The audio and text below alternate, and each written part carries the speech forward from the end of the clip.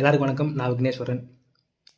அரசியலுக்கு வரப்போறதா சொன்ன ரஜினிகாந்த் தொடங்கி இன்னைக்கு அரசியலுக்கு வந்திருக்கிற விஜய் வரைக்கும் எல்லாரும் பயன்படுத்துகிற பேர் எம்ஜிஆர். அது மட்டும் இல்லாமல் கேப்டன் விஜயகாந்த் அவர்களுக்கு எம்ஜிஆர் பயன்படுத்தின பிரச்சார வாகனமும் கிடைச்சது. 1994 எம்ஜிஆரோட பிரச்சார வண்டி என் கைக்கு கிடைச்சது. அதை மாத்திரம் மறந்துடாதீங்க. இப்படி இன்னைக்கு வரைக்கும் தமிழ்நாடு அரசியலில் தவிர்க்க முடியாத ஒரு ஃபேக்டராக இருக்கார் எம்ஜிஆர். நாம் இந்த வீடியோவில் புரட்சித் தலைவர் எம்ஜிஆர் அவர்களை பற்றி பார்க்க போகிறோம். வாங்க வீடியோக்குள்ளே போகலாம். எம்ஜிஆருடைய இயற்பெயர் மருதூர் கோபாலன் ராமச்சந்திரன். ஜனவரி 17, 1917 ஸ்ரீலங்காவில் இருக்கிற கண்டியில் பிறந்தார் எம்ஜிஆர். எம்ஜிஆருடைய அப்பா கோபால் மேனன் இறந்ததுக்கப்புறமா தாய் சத்யபாமா அப்புறம் இவரோட அண்ணன் சக்கரபாணி 3 பேரும் சேர்ந்து தமிழ்நாட்டில் இருக்கிற கும்பகோணத்துக்கு அவரோட மாமா வீட்டில் வந்து தங்குறாங்க. இங்கே படிப்பை தொடர முடியாத காரணத்தால் பாய்ஸ் கம்பெனின்னு ஒரு ட்ராமா கம்பெனியில் 2 பேரும் சேர்றாங்க. இதை தொடர்ந்து 1936 சதில் லீலாவதி படம் மூலியமாக தமிழ் சினிமாவில் அறிமுகமாகிறார் எம்ஜிஆர். இங்கேருந்து இவரோட திரைப்பயணம் ஆரம்பிக்குது. இதிலேருந்து கிராஜுவலாக ஹீரோவாக டெவலப் ஆன எம்ஜிஆர் தன்னை ஒரு மாரல் ஹீரோவாகவும் அநியாயங்களை தட்டி கேட்பாராகவும் தொடர்ந்து ஸ்மோக்கிங், ஆல்கஹால்னு ரெண்டுத்துக்குமே அகேன்ஸ்டாக காட்டிக்கிட்டாரு. இதனால தான் எம்ஜிஆர் வெறும் ஒரு என்டர்டெய்னராக மட்டும் இல்லாமல் ஹைட்டெல்லாம் மாறினார். நான் இதை தொடரே இல்லைங்க, மன்னிச்சுங்க. கண்ணன், மிஸ்டர் கண்ணன், நீங்க கஷ்டப்பட்டு உழைக்கிறீங்க. இத குடிங்க, உங்க களைப்பெல்லாம் நீங்கிடும். களைப்பு தீர்றதுக்கு ஓய்வுதான் தேவை, போதை. 1936 தொடங்கின இவரோட திரைப்பயணத்திலிருந்து அடுத்து 11 வருஷம் கழிச்சு, அதாவது 1947 வந்த ராஜகுமாரி படத்தில் ஹீரோவாக அறிமுகமானார் எம்ஜிஆர். அடுத்து 1951 வந்த படம் மர்மயோகி. இந்த படத்தில் வந்த டைலாக் தான் இன்னைக்கு வரைக்கும் ஃபேமஸ். குறி வைத்தால் தவற மாட்டேன், தவறுமானால் குறிய வைக்க மாட்டேன்னு சொல்கிற டைலாக் இன்னைக்கு வரைக்கும் ஃபேமஸ். குறி வைத்தால் தவற மாட்டேன், தவறுமானால் குறி வைக்க மாட்டேன்.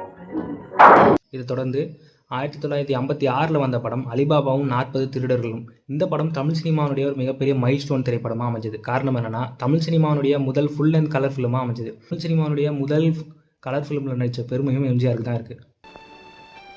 அண்டா கா கசம், அபு கா ஹுக்கும், திறந்திடு சீசேம்.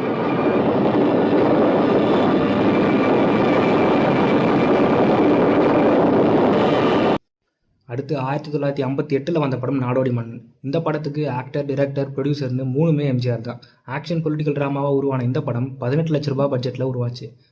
ஆனால் அது நிறைய பேர் அந்த சமயத்தில் எம்ஜிஆருக்கு டைரக்ஷன்லாம் தெரியாது, வராதுன்னு சொல்லிட்டு வரும்போது வெறும் 5 மாதத்துலேருந்து இந்த படத்தை எடுத்து முடித்தார் எம்ஜிஆர். பாக்ஸ் ஆஃபீஸில் 6 மடங்கு ப்ராஃபிட்டாக எம்ஜிஆர் கொடுத்தது இந்த திரைப்படம். இந்த படத்தில் வர தூங்காதே தம்பி தூங்காதே பாடலும் ரொம்ப ரொம்ப ஃபேமஸ். எதற்காக புரட்சி? யாரை எதிர்த்து புரட்சி? உங்கள் ஆட்சியை எதிர்த்து, சர்வாதிகார முறையை ஒழிப்பதற்கு. அப்படியானால் என்னை ஒழித்து விட போகிறீர்களா? எங்கள் லட்சியம் ஆளை ஒழிப்பதல்ல, மன்னராட்சியை ஒழித்து மக்களாட்சியை ஏற்படுத்துவது. மக்கள் அவ்வளவு கஷ்டப்படுகிறார்களா?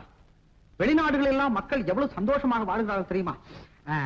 அது மாதிரிதான் நம் நாடும் இருக்கும் என்றெல்லாம் நினைத்தேன்.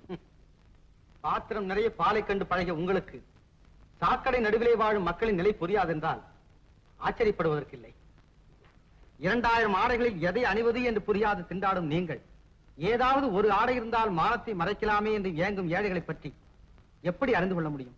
இதை தொடர்ந்து 1960 வந்த திருடாதே படம் மூலியமா மாரல் ஹீரோவாக இன்னும் ஸ்ட்ராங் ஆனார் எம்ஜிஆர். இந்த படத்தில் வர திருடாதே பாப்பா திருடாதே பாடலும் ரொம்ப ரொம்ப பிரபலமாச்சு.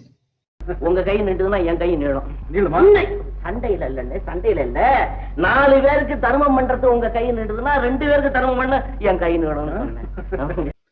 நம்ம எல்லாரும் ஸ்பேஸ் பற்றின படங்கள் இன்றைக்கி தான் வந்துக்கிட்டு இருக்குன்னு நினைப்போம். அது மட்டும் இல்லாமல் தமிழ் சினிமாவில் வந்த முதல் ஸ்பேஸ் ஜானரில் வந்த படம் கலையரசி. 1963 வந்த இந்த சயின்ஸ் ஃபிக்ஷன் ஜானர் மூவியில் எம்ஜிஆர் டியூவல் ரோல் நடிச்சிருப்பார்.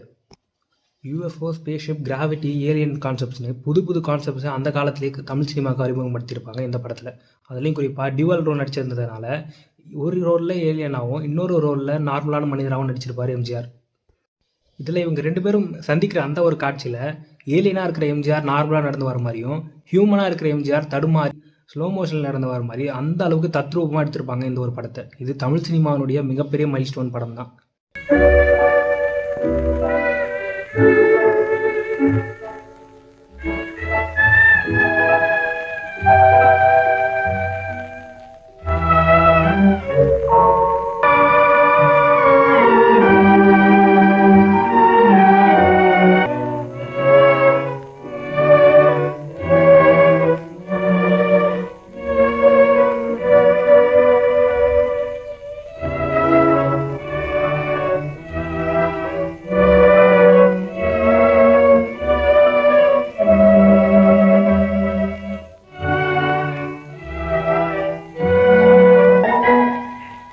உங்கள் உதவிக்கு மிக்க நன்றி.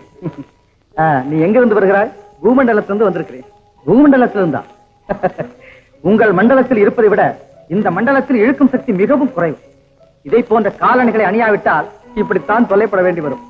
பத்திரமா வைத்துக்கொள். அடுத்து 1965 எம்ஜிஆருடைய 75வது திரைப்படமான 1000ல் ஒருவன்.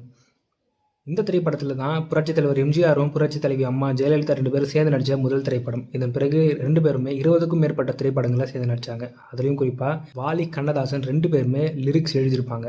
இந்த படத்தில் வந்த ஆடாமல் ஆடுகிறேன், அதோ அந்த பறவை, நாணமோ இன்னும் நாணமோ, ஓடும் மேகங்களே, பருவம் எனது பாடல், உன்னை நான் சந்தித்தேன், ஏன் என்ற கேள்வின்னு 7 பாடல்களுமே பிளாக் பஸ்டர் ஹிட் ஆச்சு. எதற்க துணிந்து விட்டாய்? மதம் கொண்ட யானை என்ன செய்யும் தெரியுமா? இனங்கொண்ட சிங்கத்திடம் தோற்று ஓடும். தோல்வியே அறியாதவனா, தோல்வியை எதிரிக்கு பரிசளித்தே பழகியவன். அடுத்து 1969 வந்த திரைப்படம் நம் நாடு. இது முழுக்க முழுக்க பொலிட்டிக்கல் மெசேஜ் சார்ந்த ஒரு படமாக அமைஞ்சது. Anti corruption, people first governance, லீடர்ஷிப்னு எல்லா விதமான விஷயங்களையும் இந்த படத்தில் உள்ளடக்கியிருந்தது. டைரக்டான ஒரு பொலிட்டிக்கல் படமாக அமைஞ்சது இந்த திரைப்படம். அது மட்டும் இல்லாமல் இந்த திரைப்படத்தில் எலெக்ஷனில் போட்டி போட்டு வெற்றி பெற மாதிரியான காட்சிகளும் அமைஞ்சிருக்கும். இதுக்கு அடுத்து வெளியான ரிக்ஷாகாரன் படத்துக்காக சிறந்த நடிகருக்கான தேசிய விருதும் வாங்கினார் எம்ஜிஆர். உன்னை நான் பாத்துக்கிறேன். அம்மா பேரு எங்க வாதியார பாத்துக்கிறேன்னு சொன்னவனுங்க எல்லாம் கட்சியில அட்ரஸ் தெரியாம போயிட்டானுங்களா? நீ தோல்விக்கு எங்க வாதியாருக்க எம்மா தூரம் தெரியுமாயா? ரிக்ஷாக்காரன்னு சொன்னாலே ஏற்கனவே அவங்கள பத்தி உங்களுக்கு எல்லாம் ஒரு தப்பு அபிப்பிராயம் இருக்கு. அதை மாற்றத்துக்கு தான் இந்த இன்னைக்கு லோகேஷ் கனகராஜனுடைய எல்சியூ ரொம்ப ஃபேமஸ். அதே மாதிரி எம்ஜிஆரும் ஒரு சினிமேட்டிக் யூனிவர்ஸை பிளான் பண்ணார். அதுவும் 1973 வந்த உலகம் சுற்றும் வாலிபன் தான் இந்த திரைப்படம். தமிழ் சினிமாவுடைய முதல் சினிமேட்டிக் யூனிவர்ஸாக வந்திருக்க வேண்டிய இந்த திரைப்படம் முதல் பகுதியில் Singapore, Thailand, Japan, Hong Kong, Malaysia போன்ற நாடுகளில் படப்பிடிச்சார் எம்ஜிஆர். இந்த படத்தில் வர எக்ஸ்போ 17 ஒரு காட்சிகள் வரும். இந்த இடத்துல பர்மிஷன் கிடைக்கிறது ரொம்ப கஷ்டம். ஆனால் எம்ஜிஆர் ரொம்ப கஷ்டப்பட்டு பர்மிஷன் வாங்கி அந்த இடத்துல ஷூட்டிங்கும் நடத்திருக்காரு. இந்த படம் 200 நாட்களுக்கு மேலே ஓடி வெற்றி படமாக அமைஞ்சது. இதனுடைய தொடர்ச்சியாக கிழக்கு ஆப்பிரிக்காவில் ராஜுன்னு டைட்டில் வைக்கப்பட்டது. ஆனால் எம்ஜிஆர் அரசியல் இறங்கின காரணத்தால் இந்த படம் கைவிடப்படுது. இந்த படம் மட்டும் வெற்றி அடைஞ்சிருந்ததுன்னா செகண்ட் பார்ட் தொடர்ந்து பார்ட் 3, பார்ட் 4 வரைக்குமே வந்திருக்கும். ஏன்னா இது ஒரு மூவி ஃப்ரான்ச்சைஸ் மாதிரி பிளான் பண்ணார் எம்ஜிஆர். தமிழ் சினிமாவுடைய முதல் மூவி ஃப்ரான்ச்சைஸாக மாறிக்கும் உலகம் சுற்றும் வாலிபன். இதை தொடர்ந்து 1978 எம்ஜிஆரே இயக்கி நடித்த மதுரையை மீட்ட சுந்தரபாண்டியன் படம் எம்ஜிஆருடைய கடைசி திரைப்படமாக அமைஞ்சது. 1936 1978 வரைக்கும் 40 ஆண்டுகளுக்கு மேலே 130க்கும் அதிகமான படங்களை நடித்தார் MGR. 3 state film awards, 3 Filmfare awards தொடங்கி ரிக்ஷாக்காரனுக்கான தேசிய விருதும் வாங்கினார் எம்ஜிஆர். அதை தொடர்ந்து எம்ஜிஆருடைய மறைவுக்கு பிறகு இந்தியாவினுடைய உயரிய விருதான பாரத் ரத்னாவும் வழங்கி கௌரவிக்கப்பட்டது. அதுக்கடுத்து 2017 ஜனவரி 17 அன்னைக்கு எம்ஜிஆருடைய 100 கௌரவிக்கும் வகையில் இந்திய அரசு சார்பாக ஒரு ஸ்டாம்பும் வெளியிடப்பட்டது. இதுக்கடுத்து ஏப்ரல் 5 2019 அன்னைக்கு சென்னை சென்ட்ரல் ரயில்வே ஸ்டேஷனை அஃபிஷியலாக புரட்சி தலைவர் doctor MGR central railway station அறிவித்தாங்க. தன்னோட வாழ்க்கையில் சினிமா, அரசியல் 2த்துலையுமே சாதிச்ச எம்ஜிஆர் 24 டிசம்பர் 1987 மரணம் அடைஞ்சார். அவர் இறந்து இன்னைக்கு வரைக்கும் 40 ஆண்டுகள் ஆக போகுது. ஆனால் இன்னைக்கு வரைக்கும் தமிழ்நாடோட அரசியலில் தவிர்க்க முடியாத ஒரு ஃபேக்டராக இருக்குது. ஸோ இதெல்லாம் தான் நான் இந்த வீடியோவில் உங்ககிட்ட ஷேர் பண்ணிக்கணும்னு விரும்பினது. இந்த வீடியோ உங்களுக்கு பிடிச்சிருந்ததுனா லைக் பண்ணுங்கள், ஷேர் பண்ணுங்கள், சப்ஸ்கிரைப் பண்ணுங்கள். மேலும் பல இன்ட்ரெஸ்டிங்கான வீடியோஸோட உங்களை சந்திக்கிறேன். நன்றி. எல்லாத்தையும் அனுப்பி வச்சுட்டா நம்ம தேவைக்கு என்ன செய்யறது? நமது தேவையே பிறருடைய நன்மைதான். மக்களுக்காக நாம் வாழ்வை அர்ப்பணித்துக் கொண்டவர்கள். நமக்கு என்று சேர்த்து வைக்கும் ஆசை வளர்த்துக் கொண்டால் பிறருக்காக நாம் எதையுமே சாதிக்க முடியாது. அழகா மனதை அதன் போக்குக்கே விட்டுவிட்டால் அதற்கு காட்டு யானை பலம் வந்துவிடும். ஆரம்பத்திலே கட்டுப்படுத்தி விட்டால் நாம் ஏவலாளாக மாறிவிடும். நான் ஒன்றை எப்பொழுதும் குறிப்பிடுவதுண்டு. என் பெயரிலே மன்றங்கள் வைத்திருப்பவர்களை பார்த்து நான் கூறுவதை இங்கே நான் கூற விரும்புகின்றேன். ஒரு மனிதன் உயிரோடு இருக்கும் பொழுது அவனுக்கு எத்தனை மன்றங்கள் பாராட்டுவதில் கிடைப்பது என்பது பெரிதல்ல.